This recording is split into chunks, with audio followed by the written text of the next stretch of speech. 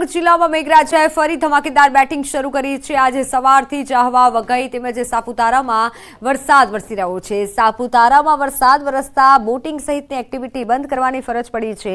વરસાદના કારણે જનજીવન પણ પ્રભાવિત થયું છે। ચોમાસામાં શનિ રવિની રજા માણવા ગયેલા પ્રવાસીઓએ માત્ર વાતાવરણની મજા માણી સંતોષ માન્યો હતો। मुकुल वासनिक जी, शक्ति सिंह गोयल जी, अमित चावड़ा जी,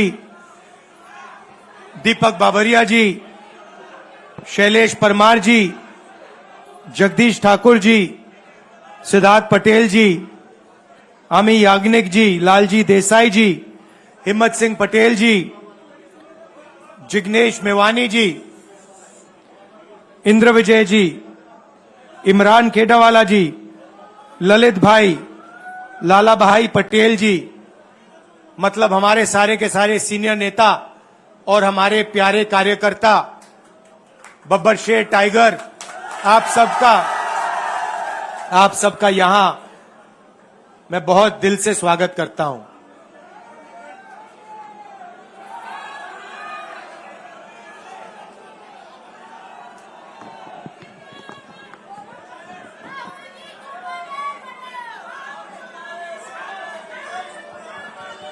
पार्लियामेंट हाउस में आपने देखा होगा कि अजीब सी बात है,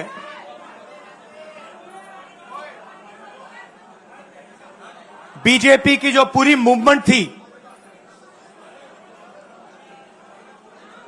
राम मंदिर की, अयोध्या की मूवमेंट थी।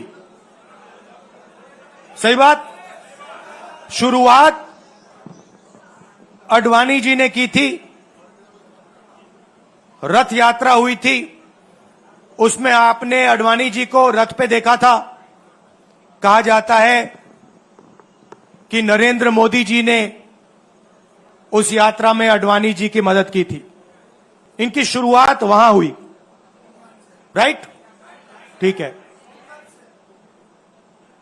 रथ यात्रा चली और पार्लियामेंट में मैं सोच रहा था कि उन्होंने राम मंदिर का इनॉग्रेशन किया और राम मंदिर के इनॉग्रेशन में अदानी जी दिख गए, अंबानी जी दिख गए, मगर गरीब व्यक्ति वहां कोई नहीं दिखा। आपने देखा होगा, टीवी पे देखा आपने। अब उसका नतीजा बताता हूं। पार्लियामेंट में मैं यहां बैठता हूं, यहां पे अयोध्या के एमपी बैठते हैं। देखा आपने उनका चेहरा, इंडिया गठबंधन के हैं, है ना। मैंने उनसे पूछा कि भैया आप मुझे एक बात समझाओ, ये बीजेपी ने अपनी पूरी पॉलिटिक्स अयोध्या की पॉलिटिक्स थी। चुनाव के पहले इन्होंने राम मंदिर का इनॉग्रेशन किया, राम भगवान को पॉलिटिसाइज करने की कोशिश की, मीडिया में फैला दिया। मैंने उनसे पूछा भैया एक बात बताओ, यह हुआ क्या कि उन्होंने राम मंदिर का इनॉग्रेशन किया और इंडिया गठबंधन अयोध्या में चुनाव जीत गया, यह हुआ क्या? और मुझे जवाब उन्होंने दिया, मैं ये जवाब आपको देना चाहता हूं। उन्होंने कहा राहुल जी, मुझे पता लग गया था, तकरीबन 6 महीने पहले मुझे पता लग गया था कि मैं अयोध्या से लड़ूंगा, और जिस दिन मुझे पता लगा उस दिन मुझे यह भी मालूम था कि मैं सिर्फ लड़ूंगा नहीं, इंडिया गठबंधन अयोध्या से जीतने जा रहा है। मैंने कहा कि आपको कैसे मालूम? पूरी देश में, मीडिया में, सब जगह राम मंदिर का इनॉग्रेशन हुआ, तो आपको कैसे मालूम? उन्होंने कहा कि राहुल जी, जब मैं अयोध्या में लोगों से बात करता था तो मुझे अयोध्या के लोग सिर्फ 2-3 चीजें कहते थे। पहली बात कहते थे कि अयोध्या में मंदिर बनाने के लिए, क्लीन अप करने के लिए बहुत सारे लोगों से जमीन ली गई। बहुत सारे लोगों की दुकानें, घर तोड़े गए। और आज तक जिन लोगों के घर छीने गए, तोड़े गए, दुकानें तोड़ी गई, आज तक उनको नरेंद्र मोदी जी ने कॉम्पनसेशन नहीं दिया। पहली बात, जहां भी वो जाता था लोग उनसे कहते थे हमारी जमीन छीनी गई, सरकार ने हमें मुआवजा नहीं दिया। दूसरी बात, अयोध्या का इंटरनेशनल एयरपोर्ट बना, बड़ा एयरपोर्ट, जमीन किसकी गई? अयोध्या के किसानों की जमीन गई। आज तक उनको सही मुआवजा नहीं मिला।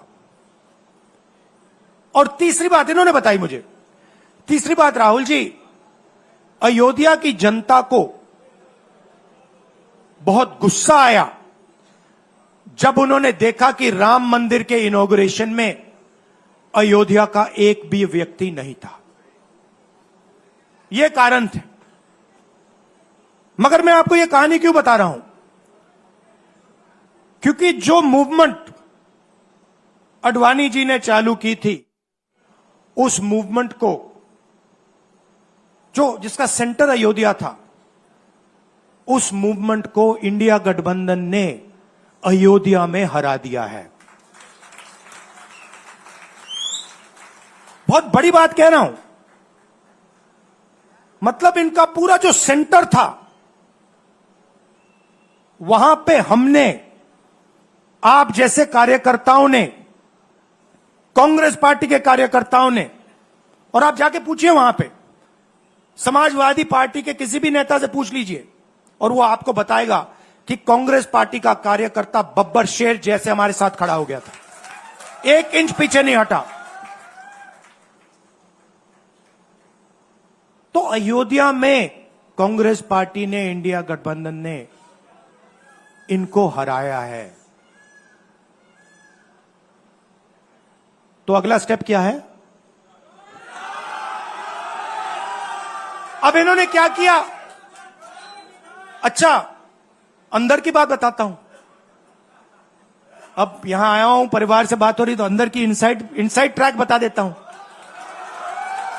इनसाइड ट्रैक है, उसी एमपी ने बताया, राहुल जी यहां पे 3 बार सर्वे हुआ था। नरेंद्र मोदी जी वाराणसी से नहीं लड़ना चाहते थे, नरेंद्र मोदी जी अयोध्या से लड़ना चाहते थे। उनके सर्वेयर आए, 3 बार आए, नरेंद्र मोदी जी आए, और सर्वेयर ने उनको कह दिया, नरेंद्र मोदी जी अगर आप अयोध्या से लड़ेंगे, आप अयोध्या में हारेंगे। आप अयोध्या में मत लड़िए, क्योंकि अगर आप लड़ गए, आपका राजनीतिक करियर अयोध्या में खत्म हो जाएगा। इसलिए अयोध्या से नहीं लड़े, वाराणसी से लड़े। और वाराणसी में हमने 1-2 छोटी गलती कर दी, नहीं तो वहां उनको निपट लेते। मतलब आप देखिए, अयोध्या में उन्हीं के लोगों ने उनसे कहा कि हारोगे, और काशी में कितने से जीते? 1 लाख वोट से जीते। मतलब जान बचा के निकले हैं। सच्चाई है। जैसे मैंने पार्लियामेंट हाउस में कहा, हमारा काम, ये जो लगा रखा है मैंने आज, ये जो चिन्ह लगा रखा है, इसको क्या कहते हैं? अभय मुद्रा कहते हैं। ये आपका चिन्ह है, इसको भूलो मत। आप आज वापस जाओगे, अलग अलग धर्म के लोग हो आप, हर धर्म में यह चिन्ह आपको दिखाई देगा। गुरु नानक जी की फोटो देखिए, महावीर की देखिए, बुद्धा की देखिए। इस्लाम में भी, जैसे मैंने पार्लियामेंट में कहा, दुआ मांगी जाती है, दोनों हाथ से ऐसे मांगी जाती है। आप शिव जी की फोटो देखिए, उसमें आपको यह दिखाई देगा। और इसका मतलब है डरो मत, डराओ मत। और मैं आपसे यहां कहने आया हूं, इन्होंने आपके ऑफिस पे, आपके कार्यकर्ताओं कार्यकर्ताओं पर आक्रमण किया है। अब आपको डरना नहीं है, डराना नहीं है। इन्होंने हमारे ऑफिस पे धमकाकर, ऑफिस को तोड़कर हमें चैलेंज दिया है। चैलेंज क्या है? गुजरात के चुनाव में मैं आपको बता रहा हूं, हम सब मिलकर इनको गुजरात में हराने जा रहे हैं। जो हमने कहा, और लिख के ले लो, कांग्रेस पार्टी की जो आत्मा है वो गुजरात के चुनाव में लड़ेगी और नरेंद्र मोदी और बीजेपी को गुजरात में, जैसे हमने अयोध्या में हराया है, वैसे ही हम गुजरात में इनको हराने जा रहे हैं। कौन हराएगा? हमारे लीडर हराएंगे, हमारे बब्बर शेठ टाइगर हराएंगे। आप देख रहे हो, मैं बता रहा हूं आपको, देखो 50% आप में से लोग, 50% आप क्या सोच सकते थे? मैं आपको पूछ, 50% आप में से लोग, 50% आप क्या सोच सकते थे? मैं आपको पूछता हूं, आप क्या सोच सकते थे? चुनाव से पहले आप सोच सकते थे कि अयोध्या में बीजेपी हारेगी? ना। आप सोच सकते थे कि नरेंद्र मोदी से जान बचा के निकलेगा? मतलब मार्जिन ऐसे तुक्के से निकलेगा, सोच सकते थे? मैं आपको बता रहा हूं, जैसे ये अयोध्या में हारे, वैसे यहां पे हारने जा रहे हैं। आपको सिर्फ एक बात बोलनी है, आपको डरना नहीं है। बिना डरे अगर आप बीजेपी से लड़ गए, चाहे आप किसान हो, मजदूर हो, छोटे व्यापारी हो, अगर गुजरात की जनता बिना डरे लड़ गई, बीजेपी सामने नहीं खड़ी हो पाएगी। दूसरा उदाहरण देता हूं, आप कांग्रेस पार्टी को जानते हो? हमारी पार्टी में कोई डरता है? कैसे मालूम?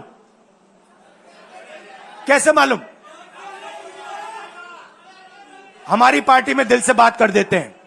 बड़ा सा बड़ा हो, राहुल गांधी हो, हमारे पार्टी के लोग कहते हैं राहुल गांधी, मुझसे कहते हैं, मेरे कमरे में आके कहते हैं, राहुल जी ये जो आपने किया हमें अच्छा नहीं लगा।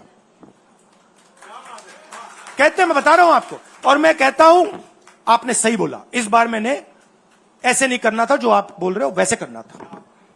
हम डरते नहीं है, ना हमारे कार्यकर्ता हमें बोलने से डरते हैं, ना हम अपनी कार्यकर्ता की बात सुनने से डरते हैं, ना हमारा कार्यकर्ता हमसे डरता है।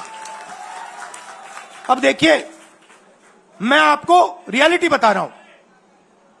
बीजेपी में नरेंद्र मोदी बैठे हैं, उनकी पूरी टीम बैठी है उनके सामने।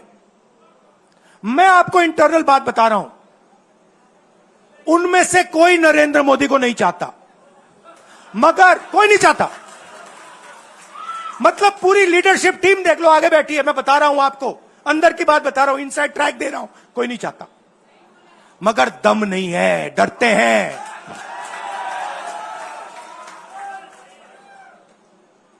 अगर नरेंद्र मोदी जैसा लीडर कांग्रेस पार्टी में होता, पूरी कांग्रेस पार्टी खड़े हो जाती, कहती है नहीं हम डरते नहीं है, हटो यहां से। मगर उनकी पार्टी में दम ही नहीं है, उनके कार्यकर्ताओं में दम नहीं है। आप देखो ना, एक आदमी खड़ा है वहां पे, सबकी हवा निकल गई। मतलब हम डरते नहीं है, हटो यहां से। मगर उनकी पार्टी में दम ही नहीं है, उनके कार्यकर्ताओं में दम नहीं है। आप देखो ना, एक आदमी खड़ा है वहां पे, सबकी हवा निकल गई। मतलब कार्यकर्ताओं की हवा निकल गई, आरएसएस की हवा निकल गई, सारे लीडर्स की हवा निकल गई। सच बोल रहा हूं ना। और हमारे मतलब छोटा कार्यकर्ता होता है, टाइगर होता है, आता है कांग्रेस प्रेसिडेंट के सामने, आता है राहुल गांधी के सामने, आता है, कहता है भैया मेरे दिल में ये बात है, आपको ना लगे मैं तो बोल रहा हूं। तो ये है कांग्रेस पार्टी। अंग्रेजों के साथ ये खड़े हो गए थे सारे के सारे आरएसएस वाले। हम लड़े थे, हमने कहा देश से हमने कहा था डरो मत, डराओ मत, हमने कहा था। बीजेपी के लोगों ने हाथ जोड़ के कहा था भैया डर गए हम, जो करना है कर लो। तो आप अपनी हिस्ट्री समझो। जो डर की भावना होती है ना, वो आप में नहीं है, उनमें है। और इसी के कारण मैं आपको बता रहा हूं, कांग्रेस पार्टी गुजरात में जीतेगी और गुजरात से ही नई कांग्रेस पार्टी बनेगी। क्योंकि कांग्रेस पार्टी, मैं गहरी बात बोल रहा हूं, मैं ऐसी आलतू फालतू बात नहीं करता हूं। देखिए, कांग्रेस पार्टी बनी कहां थी? मतलब हमारे जो सबसे बड़े नेता थे, जिन्होंने रास्ता दिखाया था।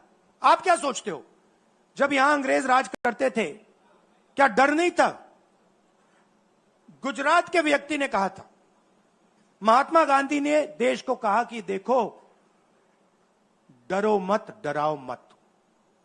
और आग गुजरात से शुरू हुई थी।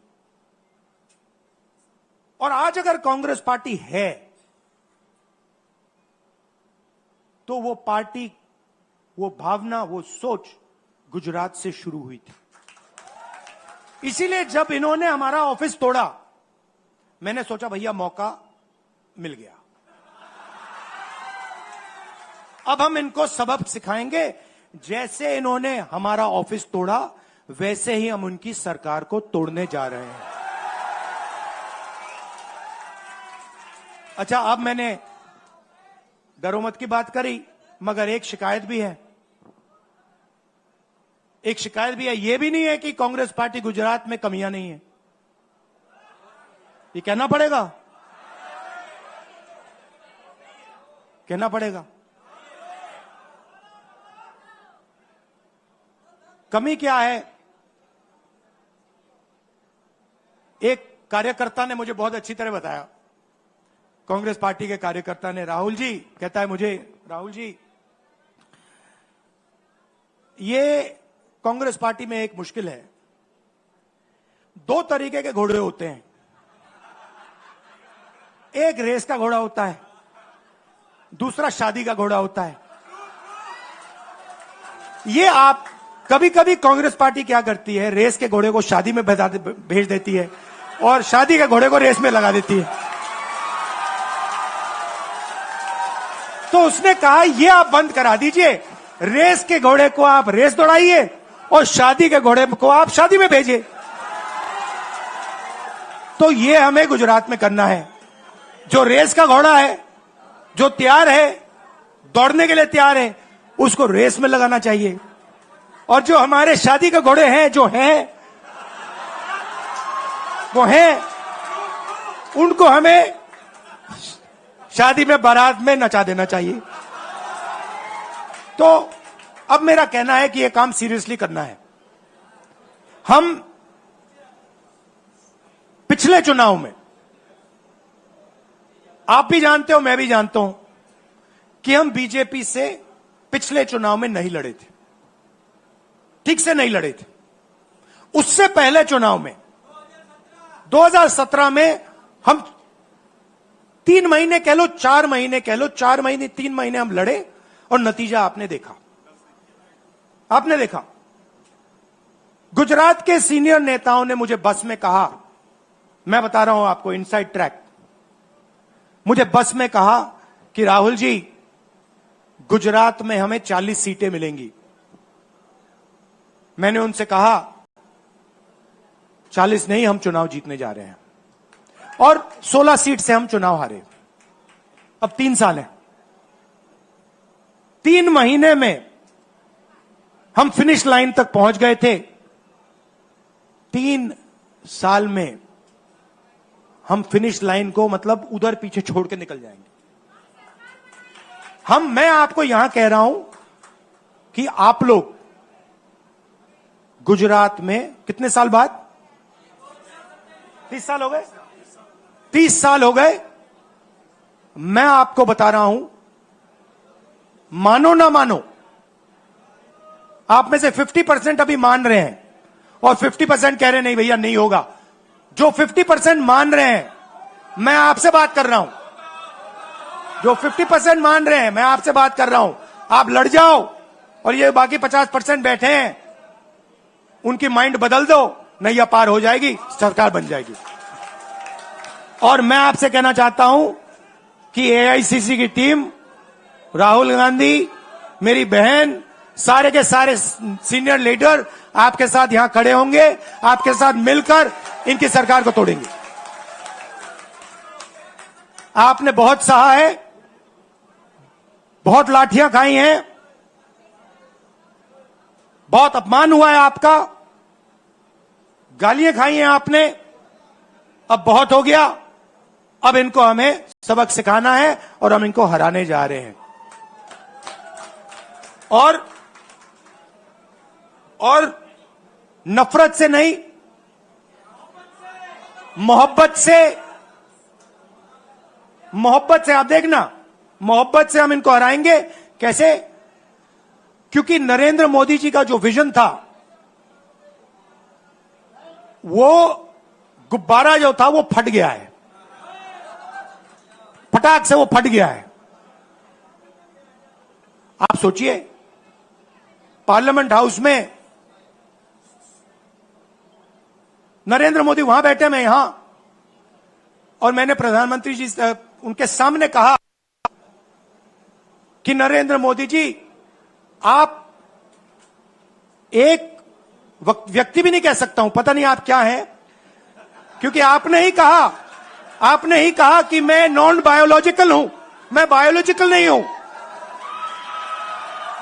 और मेरा सीधा डायरेक्ट कनेक्शन है ईश्वर से। अरे भैया, आपका डायरेक्ट कनेक्शन है ईश्वर से, तो अयोध्या कैसे हार गए? कैसे हार गए? तो हमारे प्रधानमंत्री सोचते हैं कि बाकी सब लोग बायोलॉजिकल, गुजरात की जनता biological, Gandhi ji biological,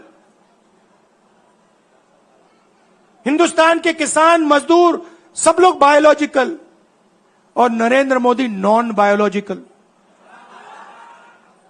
speaker sir ने मुझे कहा, ऐसे मत बोलिए। मैंने कहा, मैं थोड़ी बोल रहा हूं, ये तो प्रधानमंत्री बोल रहे थे, मैं तो उनकी बात कर रहा हूं।